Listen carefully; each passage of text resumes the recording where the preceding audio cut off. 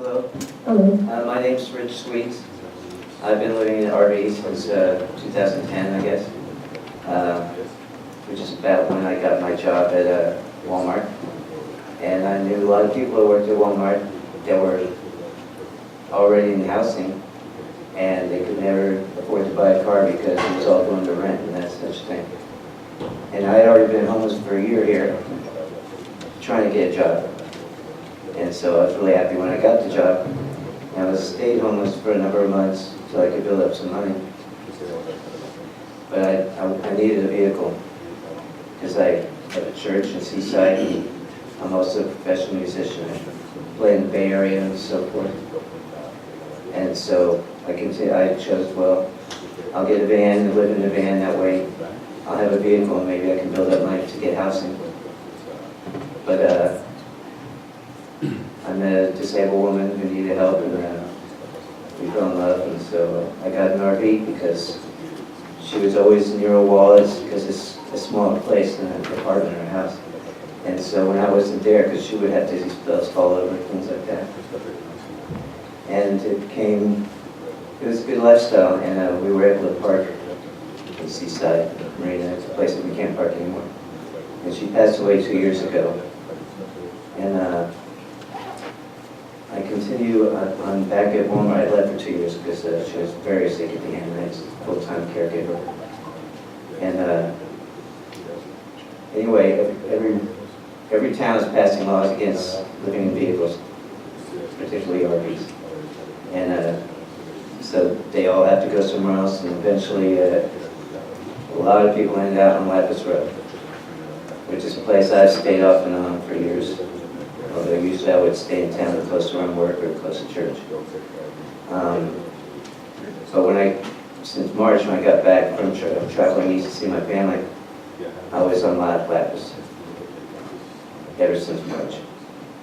And when the new deal was passed, the temporary with the move along at 10 to 6, that was an extreme hardship for those of us who work, and also for disabled people. But I know it was done because of certain people that make a mess and put all their junk out around, just make it look bad for the rest of us. And but I just feel with the registration program and signing a thing saying that we're going to keep it clean and everything, and if there had been more enforcement, things would be good. And things are good right now, but that's because they've been really actively enforcing on everybody. Whereas I feel we didn't really need that move along if we would have just enforced on the people that are making mess and trash all over around the place and aren't having registered vehicles and all that stuff. Anyway, a week before I went back to Walmart, so it was like 2 weeks after they started enforcing the move along. The personnel director at Walmart told me that, because we're friends, she told me that the sheriff had come in there and told them not to let RVs park in their parking lot for more than a couple hours. And about that same time, Lucky started chasing RVs out there, so there was no place to go. Okay, so there's no place to go, and I'm suggesting that we at least, for the Thanksgiving weekend, allow the people to stay, because that's the busiest retail season. That is where the retailers make their money, is Thanksgiving weekend, Black Friday, and all that. And just for that weekend, to allow people where they don't have to go into town and take up parking spaces for the businesses and stuff. Hello, my name is Bob Fire. I'm with the Lapis Road Home, representative of Lapis Road Home Association, and I'm here to, be for the hot, Thanksgiving, 4 days Thanksgiving. Allow these people to spend some time with their family. No matter where they live, they just want to have some time to where they don't have to move. And I have people saying, well, you go to Salvation Army and everything, but again, there's a lot of us with big vehicles and RV that we can't go into town, to even go to Salvation Army. And I happen to agree with Rich, it's a lot better for the businesses and everything to have us off. but for the 4 days holiday, so we don't be bothersome out there and get stuck in the traffic holiday. So that's what I wanted to plead to today. I also wanted to say, when we did the division, how we said in the end, liberty and justice for all. I'm glad we did that because that's what we're asking is, justice for a little bit, give us a chance. I'm sorry I'm about to go into tears because I'm thinking of all the families that I've met out here since I've been out here, and the loneliness they have, and the fear they have that they can't spend holidays with their family. I don't have a family to spend a holiday with, but to see these people, talk about when they used to be able to have Thanksgiving with their family, invite them over to their home, and they used to have a home. And now they just want to even have a little time with their family, even if it's inside of a little vehicle, just to have their family come over. It doesn't matter how small or big the Thanksgiving dinner is. Just together. Yeah. Thank you. Thanks so much. Thank you. Hi, I'm Becky Johnson. I'm with the Salinas Monterey County Homeless Union, and I'm also a supporter of the people at the Lapis Road Homeowners Association who have petitioned your board to relax that restriction that requires people to move out every day from Lapis Road between 10 a.m. and 6 p.m., 7 days a week. There's no provision where they're supposed to go, and it's caused great hardship for the people that have to move their vehicles every day. And we're coming up on the Thanksgiving weekend, and it seems reasonable and compassionate for the board to consider rescinding this requirement for that 4-day weekend so that the people these are their homes. They live in it's not really a recreational vehicle, it's more of a mobile home for these people. And as we all would like to spend time with our families and our friends over the Thanksgiving weekend, this provision seems cruel, heartless, and what is the purpose of it? Whose ox is being gored if they don't move out every day from the road, literally the road to the county dump? I understand the wheels don't move that quickly, and there may not be consensus here for that, but I do point out that you could pass an emergency resolution if you had a supermajority. Thank you. Good morning, board members, supervisors. My name is Rosa Gonzalez Rivas, and I just wanted to thank you for the support you give our community, especially those families that have loved ones with mental illness. I lived here for 18 years. I moved here to Salinas, and I've worked as a community liaison for 15 years. And I consider myself a community leader, fighting for health care, peace in Salinas, neighborhood watch programs, immigration and citizenship. My husband and my children, we moved here to this community, and as a parent, we wanted what all parents want for their children. They want them to experience the travel, experience life, get a good education, a career, marry someday. It's not until when you are hit with some kind of situation in your life, you can truly understand what others live with.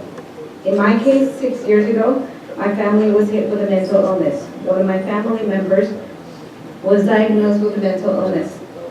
My experience and thoughts at the moment was fear, because all I knew about mental illness was homeless people in the streets. And I feared that my child was going to be out there one day. I felt devastated thinking that my child's dreams were over, but I could not let my child see my fears, because I knew that the fears she was dealing with was much larger than mine. You'd think that as a community leader, I know exactly where to turn to, but no. It was difficult maneuvering through the doctor's appointments, calls to all the agencies, reading through information online for support groups and the insurances, hospital psych wards, and procedures. My oldest daughter, who is a genius with researching online, found NAMI, the National Alliance for Mental Illness. We attended one of their conferences in Monterey and Seaside, because that was the only place they had it, and their classes and family to family, and I became a volunteer. NAMI saved my life, I could say. NAMI gave me hope. There was one thing I noticed. There was no services in Spanish. So I became a bilingual NAMI parent facilitator, familia, and now a board member for NAMI. And I could not have done this without the dual support of NAMI and behavioral health. We, all of my family as well as my child, have learned to cope with this illness, and as if it was any other illness such as asthma or diabetes. So I thank you for having to support. I noticed that my first visit to Natividad Hospital, there was no places for families to come together in an interview or assessment. And not too long ago, a couple of months ago, I realized I went back into the emergency room to visit a friend, and I noticed that now we have family rooms, which is a big improvement, and it was a big relief to see that. So thank you so much, and I think that there's still work to do, and I'm looking forward to continuing to be part of the leaders here in our community. West School president, president of the Salinas Homeowners Union, also associated with Lapis Road Art and Association.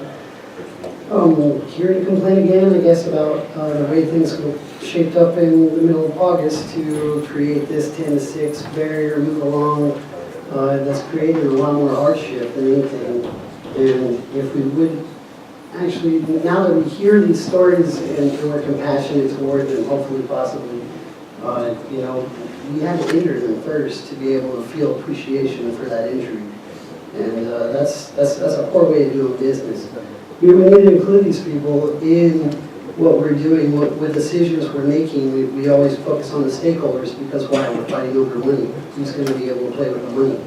And people are dealing with principles, they're dealing with trying to survive. And our role models, the people who say they're going to take care of us and solve the problem and make things all better, they're not. We have a deputy sheriff that wants to expand it, or I don't know, hopefully it's changed by now. I've not gotten any response from Commander Moses or anyone else from the sheriff's department that I've tried reaching out, and I guess I've given up on that. And I'm just hoping that expansion is going to happen, because we already made the mistake of pushing them out. Now we want to expand it onto other roads, pushing off from there too. Not realize or ignoring on purpose, honestly, that the surrounding municipalities also push people out, which created the problem. So we're not looking at this holistically or on a broader scope. And so we want to deal with this minutely, as if it doesn't affect everything else. And I guess it's a balance of municipalities, and I'm hoping that we can collaborate better in the future. As our role models, you're supposed to be doing a lot better than this. I want to see more participation from the people that you're affecting. Let them be part of the meetings. Let them be part of these decisions. They are stakeholders, whether you like it or not, because you're affecting their life. You're making decisions about their life. This is about freedom, democracy, yet you're not going to include them in the process at all. Especially if you want to work with people. We want them to grow. We want them to mature. We want to help them rehabilitate and be a positive, productive member of society. You can't do that by just rejecting them. Same thing. I'm glad that the thing down south is happening too. So thank you for adding South County in this. That's actually been a big problem too. South County gets neglected. We just need a lot more voice in this process. And I don't feel like we're getting it. and it needs to start sooner than later. We need to rescind this 10 to 6, we need to be able to let people stay 24 hours a day on Lapis Road and actually start helping people into housing instead of pushing them out and saying, fend for yourself, you should be able to get it all by yourself. Here's a list of pages and services, have at it. We already know that's a dead end, straight to the wall. Let's do better. Buenos días. Buenos días. Yo quiero usar mi propia lengua para poder expresar la razón por la que yo me encuentro aquí esta mañana. Good morning. I want to use my own native language to express what I feel today. That's why I'm here this morning. Yo sufro de enfermedades mentales. I suffer from mental disease. Tengo 18 años que fui diagnosticada con una severa depresión y PTSD. I've been diagnosed for 18 years with severe depression and PTSD. Bueno, mi nombre es Ricardo Rodríguez. My name is Ricardo Rodriguez. Entonces yo, durante ese tiempo que yo me enfrenté a ese reto, yo no tuve lugar donde pudieran asesorarme. During that time that I faced that challenge, there wasn't a place where I could get counseling. Era una constante problema de que no había quien hablara mi idioma o me entendiera. It was a constant problem having no one that spoke my language and understood me. Incluso con los doctores, ¿verdad? Tuvimos que cambiar varias veces el doctor porque no hallaban mi diagnóstico, no hallaban la medicina real. Even with the doctors, they had to keep looking for the doctor that would find my diagnosis and the right prescription medicine. Bueno, finalmente hallé un lugar. Finally, I found a place. Okay. Entonces, hace 10 años yo encuentro el Centro de Recursos de Salud Mental OMNI. So 10 years ago, I found the Omni program. Yo estaba estudiando en ese tiempo, el que yo haya tenido salud mental, este reto, no me impidió poder seguir desarrollando otras habilidades. The fact that I was facing a challenge of mental health didn't stop me from finding other venues. Entonces, yo empecé a trabajar en un proyecto que hice que se llama No Estás Solo, I began to work on a project that's called You're Not Alone, completamente en español. completely in Spanish. Y lo diseñé para la comunidad que habla español, que tiene retos de salud mental como yo. And I decided for the Spanish-speaking community that's Cuando- facing mental health challenges. Cuando el Centro de Recursos OVNI me ofrece el trabajo, When the Omni Resource Center offered me a job, yo creí que me querían para barrer, para sacudir, para hacer otras cosas que yo estaba acostumbrada a hacer. I thought it was for me to sweep and dust and to do other tasks that I thought I could do. No, no fue eso. Simplemente ellos estaban viendo en mí habilidades, aptitudes muy positivas, muy buenas para poder crear dentro de una comunidad que tenía mucha necesidad. And that wasn't the case. They saw in my personal abilities and things that I could contribute to the community. Y me dijeron, su posición es la de recibidor. Usted va a estar en el front desk haciendo la bienvenida a toda la persona que entre aquí. And they told me, you're just going to be customer service, and you're going to be the face of working with people that come for help. Bueno, pues aquí estoy después de 10 años, me he recuperado un poco más. Well, here I am after 10 years, I recovered Bueno, somewhat. ustedes lo pueden notar. You can notice it. Entonces, el apoyo que yo he tenido en el Centro de Recursos de Salud OVNI es algo insuperable. So the support that I received at the resource centers Omni is insurmountable. Recibí respeto, I received respect, recibí aceptación. I received acceptance. No me criticaban de la forma que yo me expresaba I wasn't criticized by the way I expressed myself o la forma que yo actuaba. or by the way that I act. Yo siempre era bienvenida I was always welcome. y al igual yo aprendí On the same token, I learned Aprendí a darle la bienvenida a todas esas personas que hablan mi idioma y que no tienen este recurso. to welcome all those people that speak my language and don't have this resource. Presento el proyecto a OVNI y les digo, yo quiero desarrollar este grupo en español, no estás solo. I presented to Omni that I wanted to develop this Spanish-speaking group so that they're not alone. Pero yo no lo quiero en estas 4 paredes. But I don't want it inside these 4 walls. No, las paredes no hablan. Walls don't speak. Este proyecto lo quiero afuera, en mi comunidad. I want this project outside in my community. Entonces, OVNI me dio la oportunidad de desarrollar este grupo So Omni gave me the opportunity to develop this group con la ayuda de ustedes, With he your help, podido desarrollar este grupo dentro del Centro Familiar Hebron, I've been able to develop this group in the Hebron Community Center, en el centro, en el Alizal Community Head Start. at the Alisal Community Head Start. Esos eran mis lugares que yo quería estar. Ahí está mi gente, ahí está mi necesidad. Those Yo were the tenía que places that I llevarles wanted to be at. esperanza That's where the need was, and I wanted to bring them hope. y decirles no estás solo. Tell them you're not alone. Y yo les quiero pedir, por favor, que nos apoyen, que nos sigan apoyando, I want to please ask you to keep supporting us, porque así como yo pude sobresalir de este reto, muchas personas necesitan que nosotros confiemos en ellos y ellos necesitan ayuda para poderlos ayudar a salir adelante. and just like I overcame this challenge, other people need help to get ahead in life.